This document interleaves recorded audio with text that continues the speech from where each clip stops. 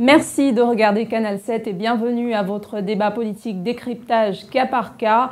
Idéologie et projet de société, c'est le thème de ce numéro. Et pour l'analyser, donc, ce thème, deux invités comme à chaque émission. Un enseignant à l'université Omar Bongo du Gabon, Fortuné Matigui Mboula, qui vient sur ce plateau pour sa deuxième fois. Et le deuxième invité, nous allons le découvrir dans quelques instants, c'est l'entretien. À tout de suite.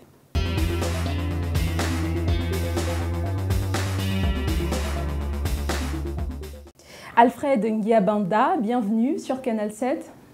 Merci.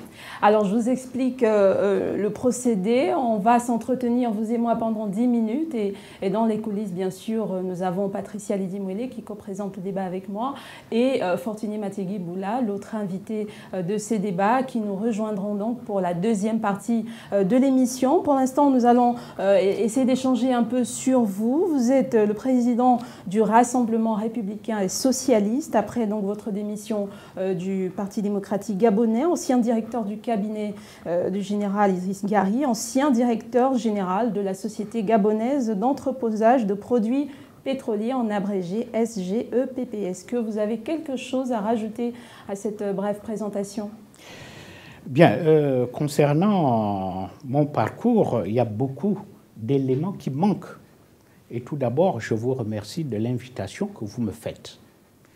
S'agissant du parcours, je commencerai par vous dire que je suis né le 14 juillet 1957 à Omoy, dans la province du Haut-Ogooué. J'ai fait mes études dans cette petite bourgade et ensuite des études secondaires au lycée national Léomba et les études universitaires en France sanctionnées par un DEA en histoire des idées politiques et un doctorat en droit pénal et sciences criminelles. Et il faut dire que, parallèlement, j'avais entrepris des études de sécurité sociale qui m'ont valu et qui m'ont donné le titre d'inspecteur de la sécurité sociale. Et sur le plan professionnel, bon, naturellement, j'ai commencé par travailler au ministère des Affaires sociales comme chargé d'études. Ensuite, j'ai été nommé directeur de cabinet du ministre de la Défense, à l'époque Idriss Ngari. Et j'ai occupé tour à tour les fonctions de directeur général de la marine marchande, de directeur général du Conseil gabonais des chargeurs, secrétaire général du Fonds national de l'habitat, directeur général du Centre de développement des entreprises et depuis la semaine dernière, ex-directeur général de la SGPP, Société gabonaise d'entreposage des produits pétroliers. Et j'espère que nous allons en parler tout à l'heure. Et depuis 4 jours, je suis au chômage. D'accord, alors c'est un CV assez détaillé. Parlez-nous un peu de votre parcours politique. Vous êtes aujourd'hui président de ce Rassemblement républicain et socialiste. Quels sont ou quel est votre actif dans le domaine de la politique? Eh bien, je disais lors de ma conférence de presse à la Chambre de commerce que j'ai commencé par fiancer la politique. Et depuis la déclaration, j'épouse la politique. Avant, je disais je fiançais parce que je n'étais pas acteur potentiel de la politique. Mais depuis que j'ai épousé la politique, je deviens un acteur potentiel de par la création du Rassemblement républicain et socialiste. D'accord, donc vous êtes un nouveau-né, vous voulez qu'on vous appelle comme ça en politique? Bien, en politique, je ne pourrais pas dire que je suis un nouveau, du moment où la politique se fonde sur des idéologies, comme vous l'aviez dit, sur la vision. Mais on peut avoir une vision, mais sans être acteur, sans être pragmatique. C'est-à-dire, vous avez, et c'est ce que d'ailleurs Jean Jaurès le disait, mon maître à penser, aller à l'idéal, comprendre le réel. L'idéal, c'est la pensée, et le réel, c'est le pragmatisme. Donc, je combine aujourd'hui et l'idéal et le réel. À votre CV, on ajoutera également écrivain ou essayiste, c'est selon. On a votre premier ouvrage qui a été publié en 2005, La République au village. De quoi est-ce qu'il parle, ce livre? Dans cet ouvrage, La République au village, mais il y a déjà une conception antinomique, voyez, de la République et du village. Comment une République peut être au village. Voyez-vous, c'est la République qui est un sous-élément, un minuscule sous-ensemble de la République. Mais comment une République peut être au village? Vous parlez dans cet ouvrage de certains faits basés sur du réel, est-ce que... Tout à fait, effectivement. Quand je parle de la République au village, c'est une façon de décrire négativement la société politique à un moment donné. Et cette société politique que je stigmatise, cette société politique que je condamne, renvoie à la mise en exergue des clivages linguistiques. D'accord. Alors, on va peut-être revenir à votre parcours politique. Vous avez démissionné du PDG. Pourquoi ? On ne peut pas véritablement parler de démission du PDG, étant donné que je n'ai jamais milité au PDG. C'est le feu président Omar Bongo, à l'époque, qui m'avait fait l'honneur de me nommer, je dis bien, de me nommer membre du Conseil national. Et par respect du président, j'avais accepté cette nomination. Mais sinon, mon parcours politique commence à l'ère... Du RRS? Non, pas du RRS. Quand j'étais étudiant à la faculté de droit et de sciences économiques de Montpellier, où j'ai milité au Parti socialiste français. Et j'ai ma carte de militant du Parti socialiste français et je milite jusqu'à présent. Ok, c'est des bonnes archives. Vous créez aujourd'hui votre parti il y a quelques mois seulement de la présidentielle. Est-ce que vous avez des visées? Est-ce que vous comptez présenter votre candidature peut-être? Vous savez, la question est très pertinente. Pertinente en ce sens que un parti politique a une finalité. Et la finalité d'un parti politique, c'est la conquête et l'exercice du pouvoir. Mais pour les élections présidentielles de cette année, cette question m'a été posée. Et je disais que je n'étais pas candidat. Je n'étais pas candidat à ces élections présidentielles, mais néanmoins, j'ai élaboré un projet de société que j'ai mis à disposition. Et alors, si vous voulez, à la disposition de tous les candidats. On va parler très rapidement de ce projet de société avant que le temps accordé à l'entretien ne se termine. Le Gabon en grand, peut-être vous allez le présenter à nos téléspectateurs. De quoi il s'agit? Vous n'êtes pas candidat, mais vous avez quand même un projet à proposer. Comment vous pensez permettre qu'il arrive à être réalisé, ou alors comment vous pensez faire pour qu'il compte? Très bonne question. Je disais, c'est un projet de société que j'ai rédigé et que j'ai mis à la disposition de tous les candidats qui se sont prononcés, sans exclusive.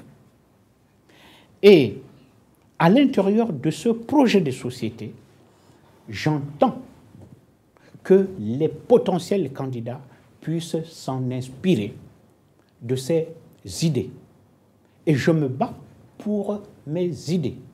Et ce projet de société est un conglomérat, est un ensemble d'idées que je voudrais que les acteurs politiques, quelle que soit leur obédience, en tiennent compte. Et comment vous vous situeriez aujourd'hui, vous et votre parti, de la majorité, de l'opposition? Comment vous vous situez, vous? Bien, cette question également a été posée, mais je dis bien que je suis de la gauche gabonaise. Et les gens comprendront, pour les initiés, Ils comprendront. Oui, mais dans le contexte gabonais, ça signifie quoi, cette gauche? La gauche gabonaise est fondée sur un certain nombre de valeurs. Sur un certain nombre de valeurs. L'humanisme, par exemple, la liberté, la justice, l'équité, la tolérance, ce sont des valeurs de gauche. Et puis, naturellement, la réduction des inégalités sociales. Mais c'est des valeurs que semblent partager ou bien semblent promouvoir la plupart des candidats. D'ailleurs, à quel moment vous faites la différence? Mais la différence, c'est à l'intérieur du projet de société. Et ce projet de société, j'espère que nous allons en décortiquer pour voir la différence. Mais moi, j'ai déjà reçu la réponse de certains candidats. Mais cette réponse, je ne la donnerai pas aujourd'hui, qui ont pris en compte certaines idées que certains ont qualifiées même de révolutionnaires. D'accord. Merci beaucoup, ce sont des idées très réformistes. Merci, Alfred Gabonda. Et qui vont faire évoluer la société gabonaise. Nous l'espérons pour vous, nous vous le souhaitons. Nous allons bien sûr passer à la deuxième partie de cette émission, à savoir le débat. Et nous accueillons Patricia Lidimwele et Fortuné Matiegui Mboula. A tout de suite.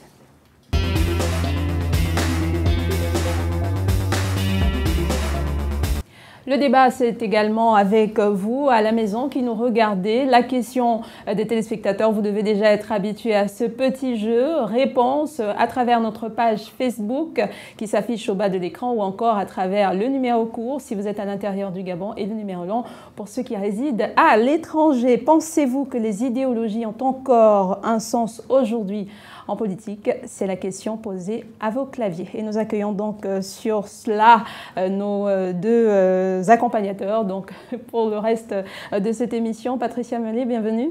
Merci Blanche, bonsoir. Et également Fortuné Matiegui Mboula. Vous nous retrouvez une fois de plus pour ce plateau décryptage cas par cas. Bienvenue. Merci. On vous accueille donc avec ces ouvrages que vous avez publiés qui sied forcément à cette actualité et d'ailleurs au thème d'aujourd'hui qui est donc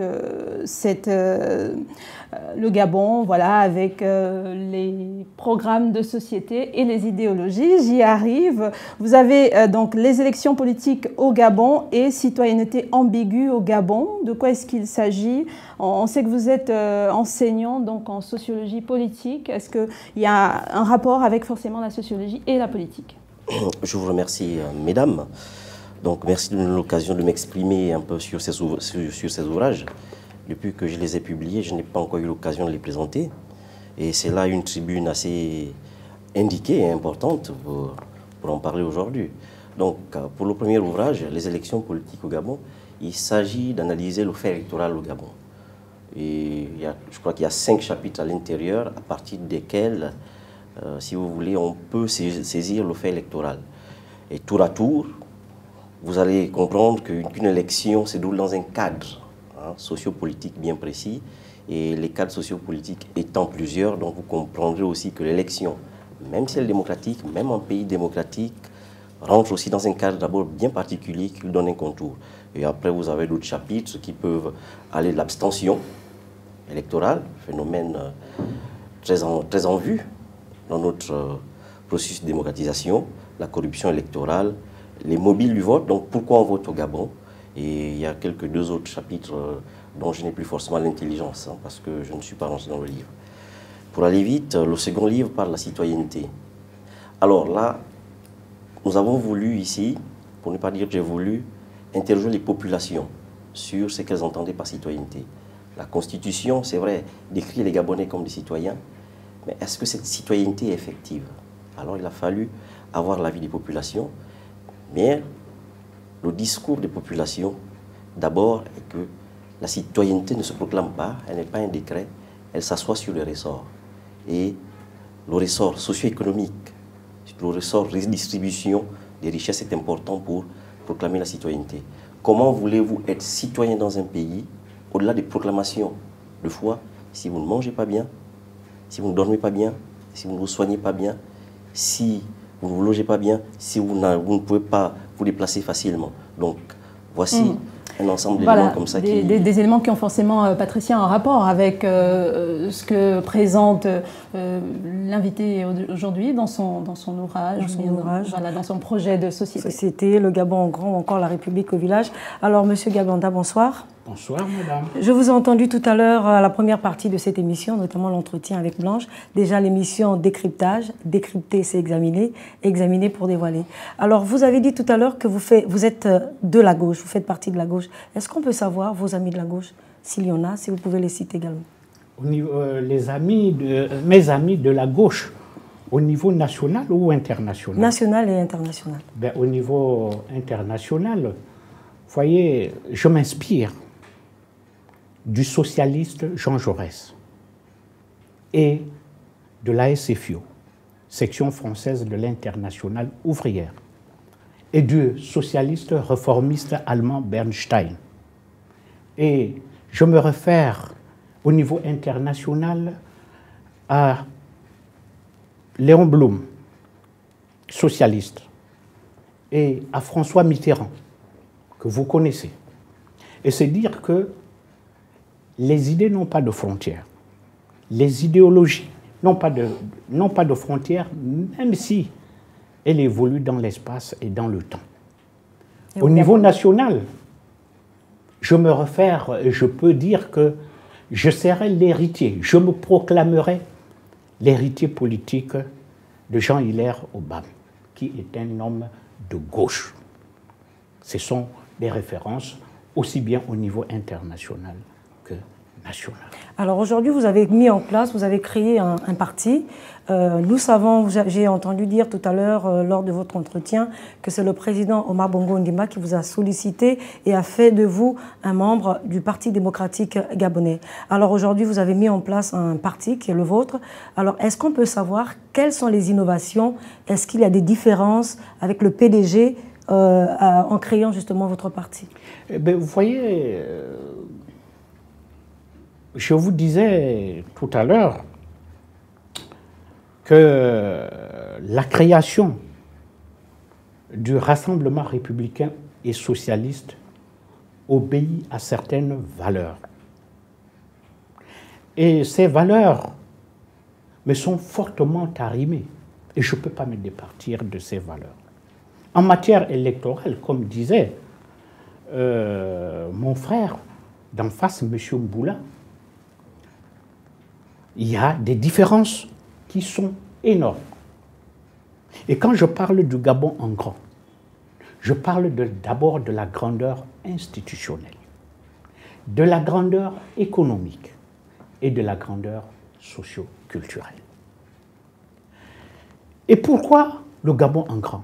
Parce que le Gabon doit être une référence aussi bien au niveau national qu'international. Vous pensez que le Gabon n'est pas déjà une référence sur le plan international? Je dis bien, au niveau de la grandeur institutionnelle, je ne pense pas. Parce que, dans la grandeur institutionnelle, je parle du scrutin majoritaire à 2 tours. Le scrutin majoritaire à 2 tours qui permet de dégager des majorités stables. Et aujourd'hui, nous avons un scrutin majoritaire à 1 tour qui s'adapte au régime parlementaire moniste, du type anglais, du type israélien, des pays scandinaves. Et voyez-vous, la France, qui est notre référence, s'est arrimée au scrutin majoritaire à 2 tours à partir du référendum de 1962 organisé par le général de Gaulle. Aujourd'hui, voyez, la légitimité du président Ali est contestée. Pourquoi? Parce que c'est un scrutin majoritaire à 1 tour. On peut dire, à l'évidence, que le président Ali Bongo dispose d'une légitimité constitutionnelle. Mais M. Gabanda, ça a toujours fonctionné ainsi. Non, attendez, je vais terminer. Mais il y a une légitimité sociologique.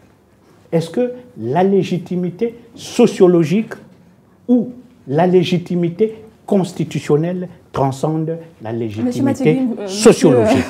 Monsieur Gabanda, autant pour moi, on se perd peut-être... Non, je ne me perds pas. Non, je voudrais revenir dans le débat. Vous avez parlé tout à l'heure de ces personnes qui sont plus des références. On parlait d'amis, comme ça se voit ailleurs, par exemple. Est-ce que vous avez des amis actuellement actifs dans des partis de gauche comme vous? Est-ce qu'aujourd'hui, on peut dire que c'est le cas des personnages politiques gabonais? Vous ne constatez pas qu'ils n'ont pas ce genre d'amitié, ce genre de relation? Est-ce que ça ne dénote pas justement d'un manque d'idéologie au sein de la classe politique gabonaise? Vous parlez des amis politiques ou bien des partis politiques adjacents au Rassemblement républicain et socialiste? Je peux vous en citer. Je peux parler d'Anaclé Bissiolo, qui est un homme de gauche. Vous voyez, je peux parler de Mwiti Zamba, qui est un homme de gauche et qui fait d'ailleurs qui est membre à part entière de l'Internationale socialiste comme moi. Et j'ai beaucoup d'amis qui sont de gauche et qui se retrouvent dans le Rassemblement républicain et socialiste. Alors, M. Mathieu Guimoula, est-ce que vous avez l'impression aujourd'hui, en observant un peu la politique au Gabon, qu'il existe une véritable idéologie, notamment au sein des partis dits de l'opposition? Merci, madame. Donc, vous faites là bien l'occasion de me donner la parole et de pouvoir m'exprimer sur une préoccupation majeure dans notre pays. Effectivement, j'étais en train d'envoyer un de mes étudiants sur le terrain me faire cette recension des partis politiques qui se définissent d'abord à travers une idéologie. Alors, mes chiffres ne sont plus exacts selon les sources du ministère de l'Intérieur, sur à peu près la cinquantaine, je crois, des partis politiques légalisés, si je ne me trompe. Il en a pu recenser à peu près, même pas une dizaine, qui ont une idéologie vraiment déclarée, affirmée, du moins écrite, à partir de laquelle on pourrait identifier ces partis politiques. Donc, ceci pour dire quoi? Vous faites bien là, de me mettre devant M. Ngabanda, qui est un homme qu'on connaît ici pour tout son parcours, le parcours politique et administratif qu'il a décliné. Peut-être de reposer au centre de cette question de l'idéologie.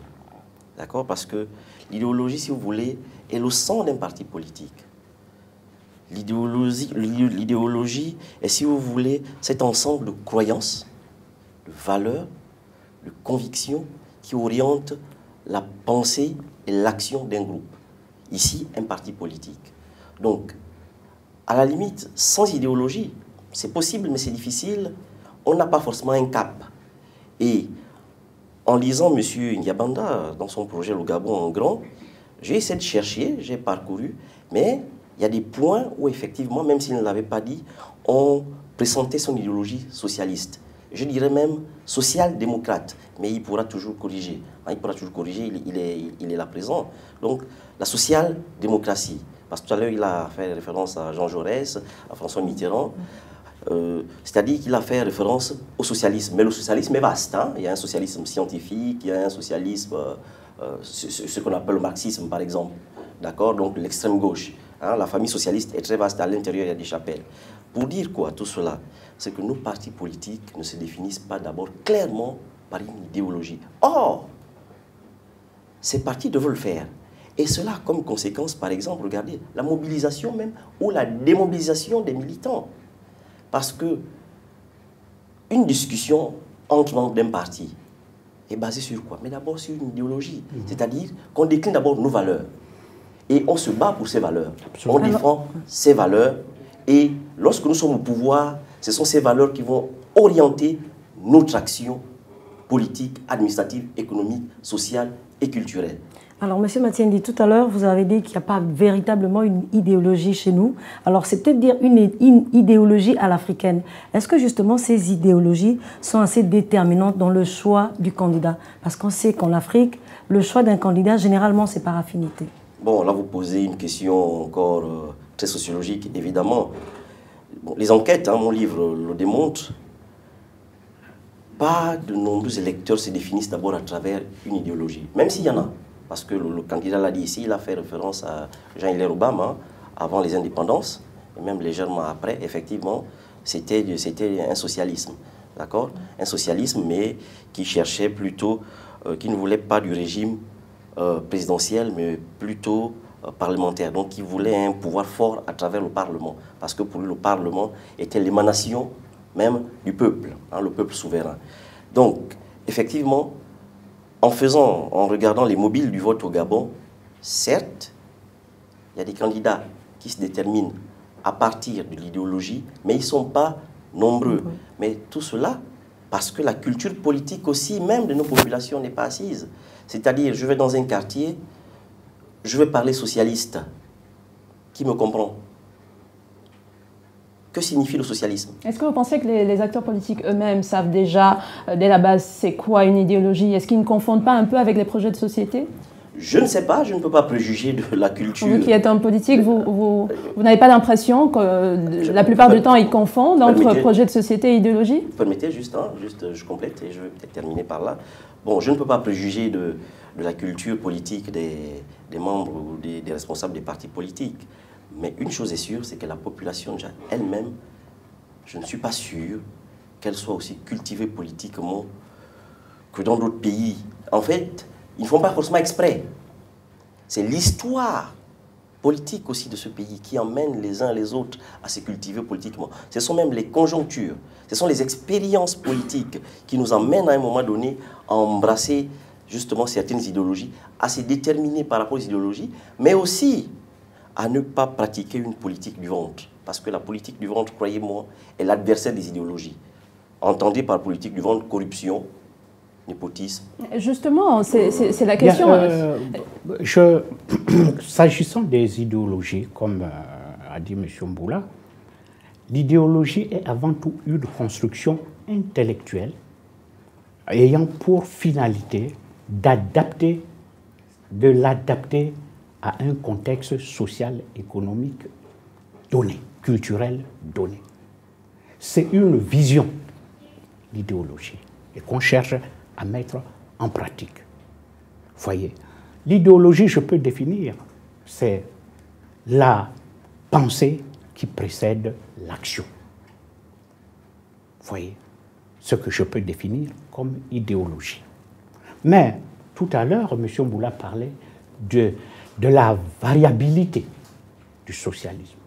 Et effectivement, je me réclame du socialisme réformiste parce que vous avez un socialisme révolutionnaire dont vous aviez parlé, qui prône d'ailleurs l'anarcho-syndicalisme. Mais moi, je prône le réformisme. C'est pour cela. Donc la social-démocratie? Pas tellement la social-démocratie. Il y a une différence entre la social-démocratie du type allemand, oui, du type allemand, et le socialisme du type français. Alors, mais quand vous observez aujourd'hui les partis politiques qui se créent, est-ce que vous avez l'impression que c'est une véritable vision qui les guide, ou alors c'est, comme il disait... Non, mais je partage entièrement son point de vue. Nous devons faire en sorte... C'est une question de pédagogie. C'est une question de formation des Gabonais. Et c'est pour cela, dans certains partis politiques, vous avez des écoles qui enseignent qu'est-ce qu'une idéologie, la ligne politique à leurs militants. Mais sinon, dans le fond, je partage entièrement ce que M. Mboula, le professeur Mboula, venait de dire. Alors, vous avez peut-être dit tout à l'heure, pour rebondir rapidement sur ce point-là, vous avez dit que vous n'avez pas été militant du PDG, mais vous avez quand même adhéré à l'idéologie du parti à un moment. Qu'est-ce qui a fait que vous partiez de là, ou du moins qu'il y ait cette rupture? Est-ce que vous n'épousiez plus l'idéologie, ou bien la suite ne vous convenait pas? Non, mais effectivement, le parti, le PDG, qui se réclame de droite, vous voyez, qui se réclame de droite. Dans sa pratique économique même. Dans sa pratique économique. Même si dans les idéaux... Mais il a toujours été comme ça, vous y avez quand même adhéré. Vous avez été dans ce parti. Non, je vous ai dit que le feu président Bongo m'a fait honneur de m'intégrer dans le parti, et au sein du parti, il y avait des courants qui se réclamaient même du socialisme. Mais ce courant a été annihilé par ceux qui se réclamaient du capitalisme et ceux-là, ceux qui se réclamaient du socialisme ou qui défendaient les idéologies, l'idéologie socialiste n'avait pas une voix prépondérante. Et aujourd'hui, je dis bien, le Gabon en grand revendique à travers ce qui est écrit son appartenance au socialisme. Alors Alfred Guiabanda, vous aujourd'hui de gauche, comme vous le dites, est-ce que ce n'est pas aussi une ruse pour vous de vouloir vous positionner par rapport au futur président? Regardez également vos intérêts. Qu'est-ce qu'il y a de nouveau? Qu'est-ce qu'il y a comme idée novatrice que vous apportez justement de différentiel avec le PDG? Bien, voilà. Je vous parlais de la grandeur économique, de la grandeur sociale. S'agissant par exemple de la grandeur économique, et là je suis en plein dans le socialisme. Je ne fais pas du keynésianisme parce que les socialistes étaient un moment arrimés au keynésianisme.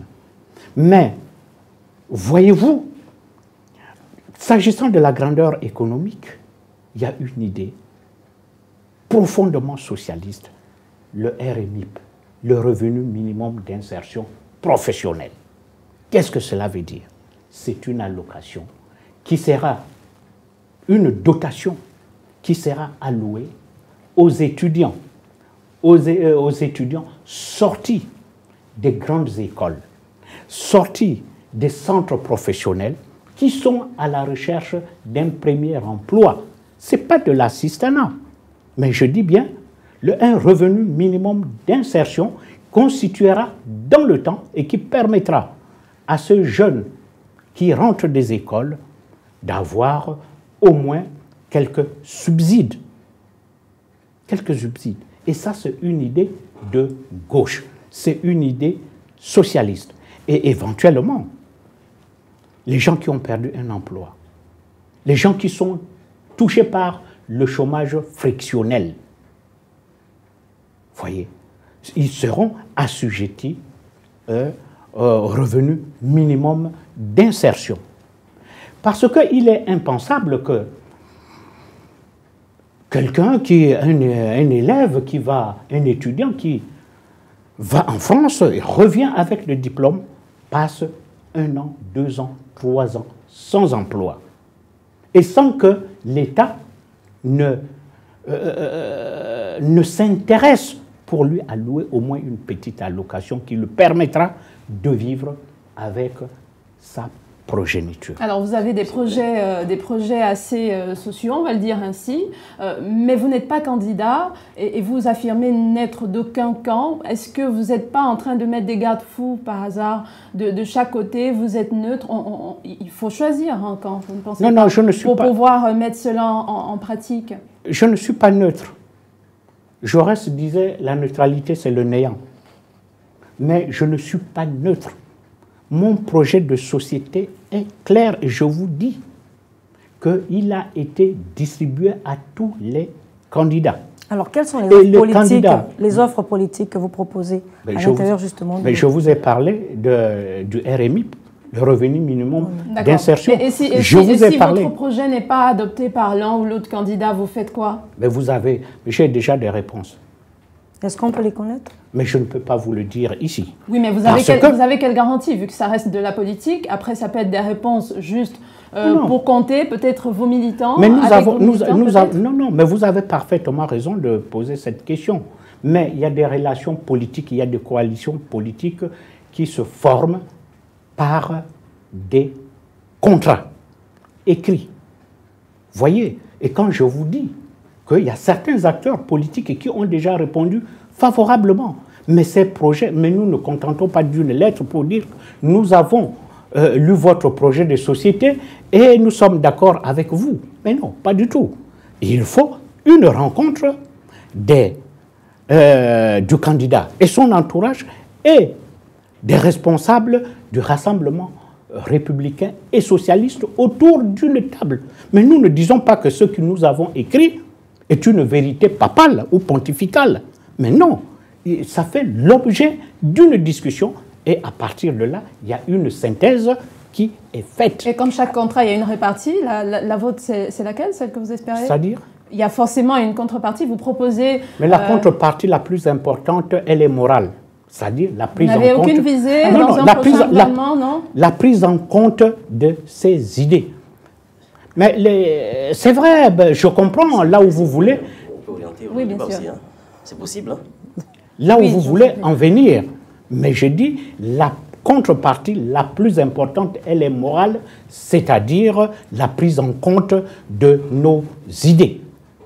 Alors que ce soit l'opposition, la majorité en face, pour venir face à M. Diabanda, ça voudra dire que vous allez examiner les deux offres et aller vers la meilleure offre alors?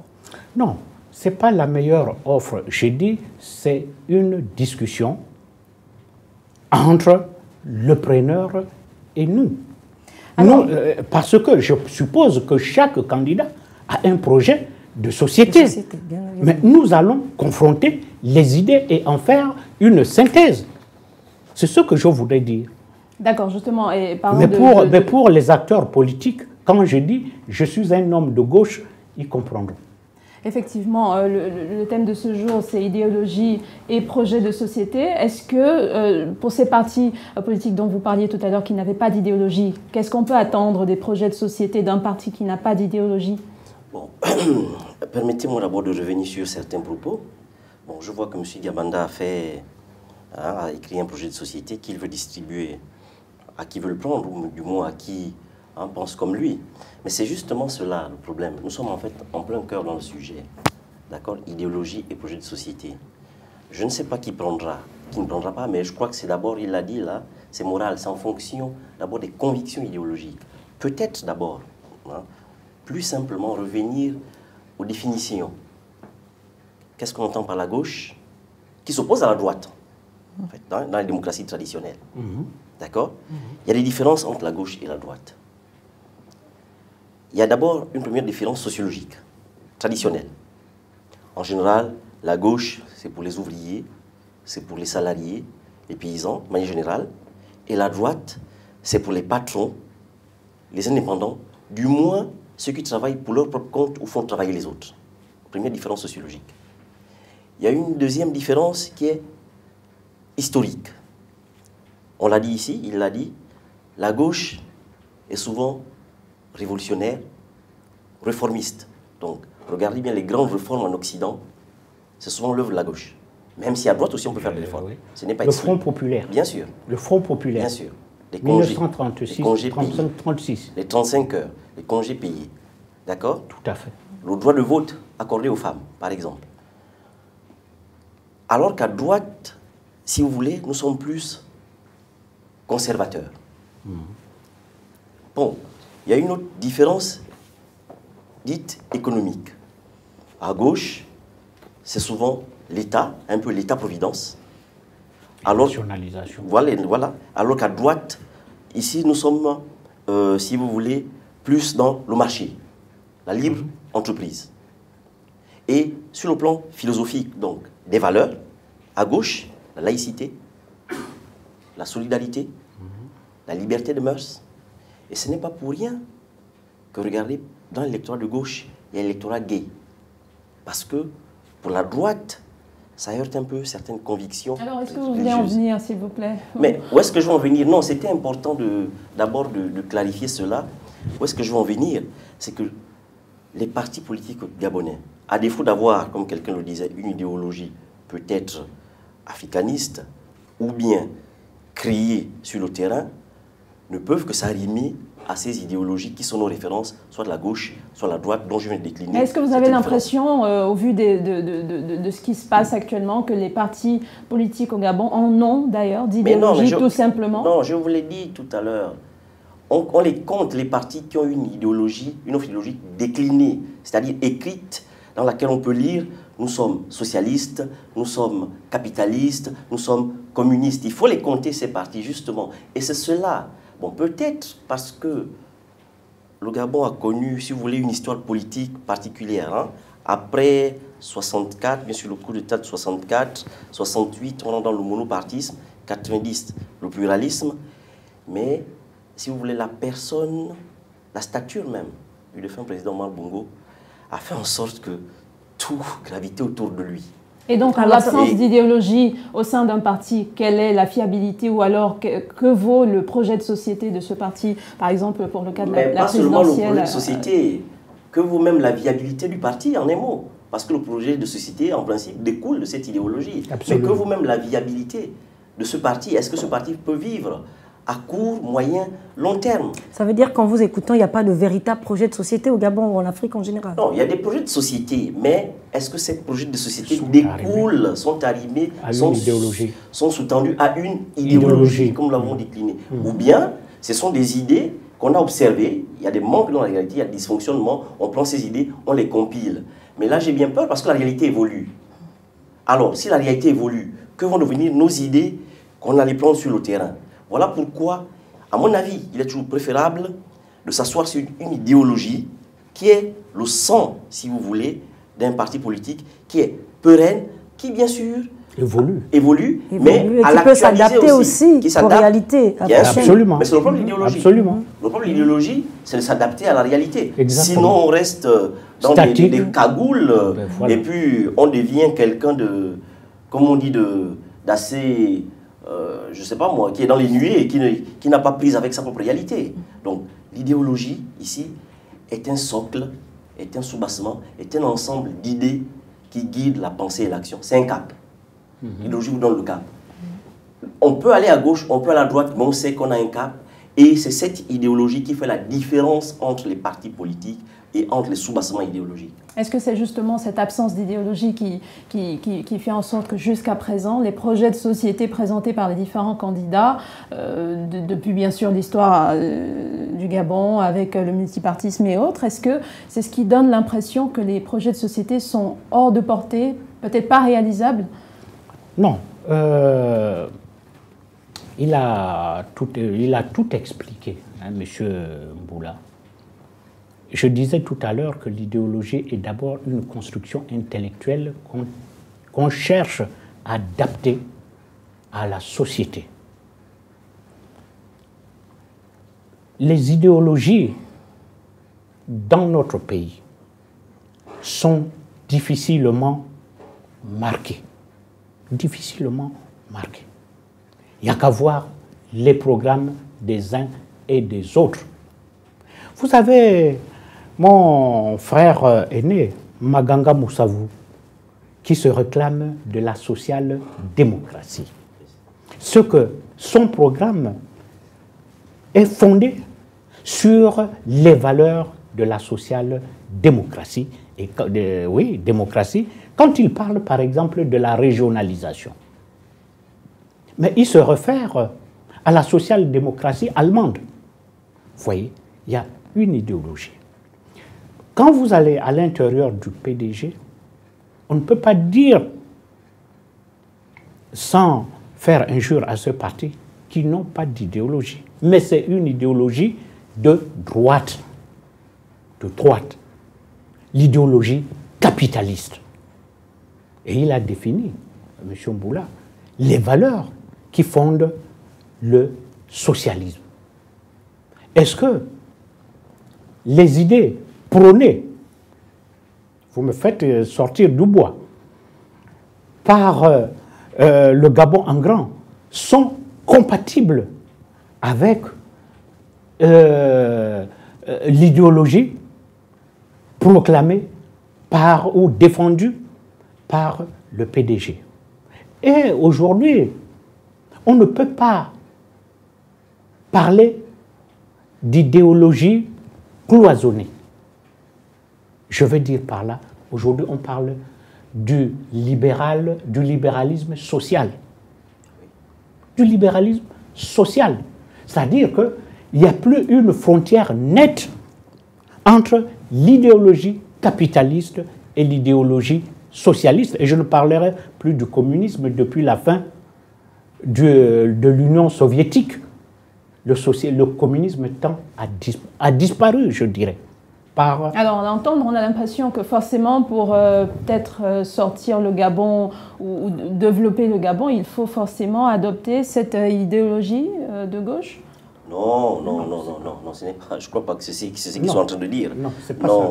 L'idéologie, hein, vous savez, ce sont des convictions. Hein, on est convaincu, hein, on s'accroche à telle valeur.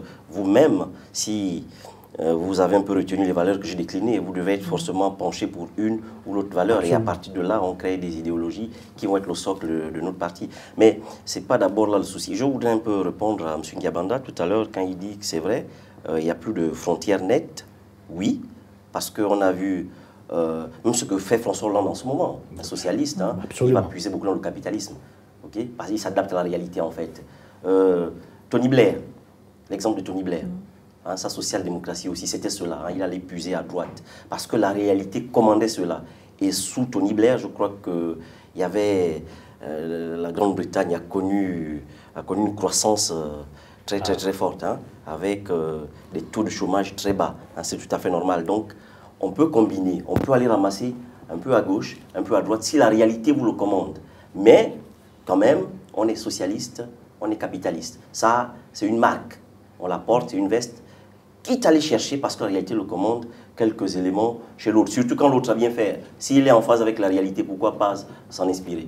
Alors, Monsieur Matingui, tout à l'heure, dans vos propos, vous avez dit que les citoyens ont peut-être du mal à mieux comprendre ou à appréhender le concept de l'idéologie. Oui. En tant que sociologue aujourd'hui, oui, quelle pourrait être la démarche justement de ces hommes politiques pour que les citoyens arrivent à mieux comprendre et à s'engager? Parce qu'apparemment, on constate justement que ces citoyens optent pour un parti politique par affinité, comme je l'ai dit tout à l'heure. Oui, ça dépend de l'affinité. Il y a plusieurs types d'affinités. Hein.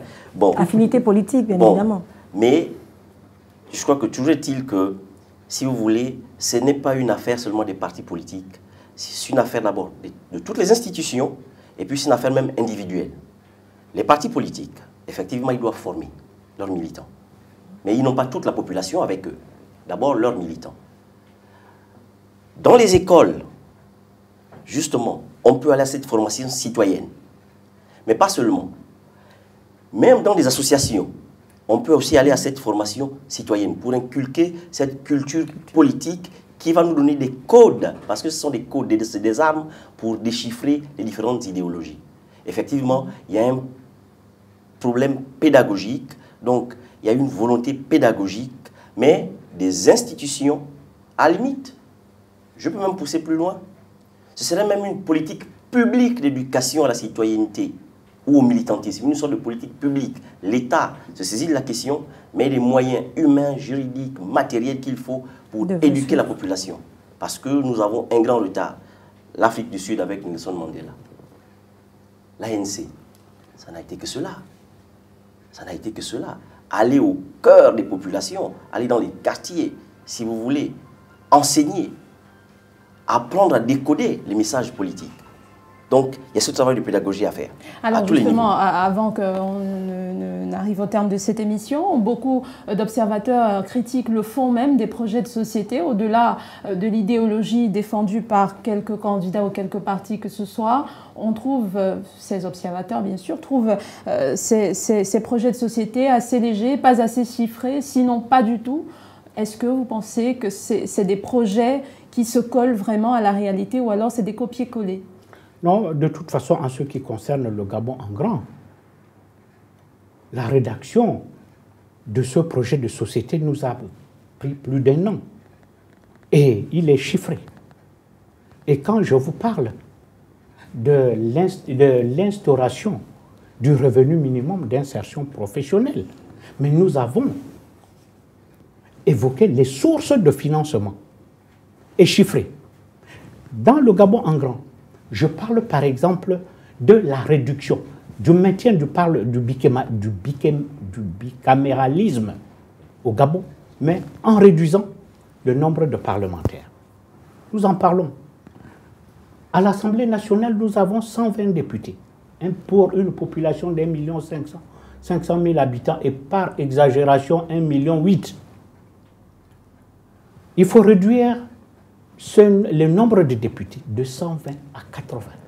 Oui, mais c'est votre projet de société à vous, c'est votre proposition. Je demande votre regard sur... Vous avez forcément eu vent des projets de société, des candidats d'ailleurs avec qui vous avez discuté également. Est-ce que vous n'avez pas l'impression que ça manque de chiffres, ça manque de réalisme? Non, mais c'est vrai. c'est vrai. Je ne peux pas dire que ça manque totalement de réalisme. Mais quand on fait un projet de société, mais il faut le chiffrer et donner. C'est là le projet de société. Vous allez dire, je vais instaurer le RMIP. Mais comment vous allez le financer? C'est là où apparaît le projet de société. Sinon, ce serait facile. Je vais construire une autoroute Libreville-Franceville. Mais comment vous allez faire? Où est-ce que vous allez trouver les sources de financement? C'est là où il y a projet de société. Absent également. Alors donc, oui. Non, mais je vais terminer. Oui. Je disais, dans le Gabon en grand, finalement, je n'ai pas dit grand-chose sur le Gabon. Vous reviendrez là, les portes sont... Alors, je vous parle, oui. je vous ai pris l'exemple du Parlement bicaméraliste, du bicaméralisme au Gabon. C'est-à-dire, nous avons un Parlement composé de 2 chambres, Assemblée nationale et Sénat. Un bicaméralisme que nous devons revoir, surtout en ce qui concerne le nombre de parlementaires. Et j'ai fait une étude.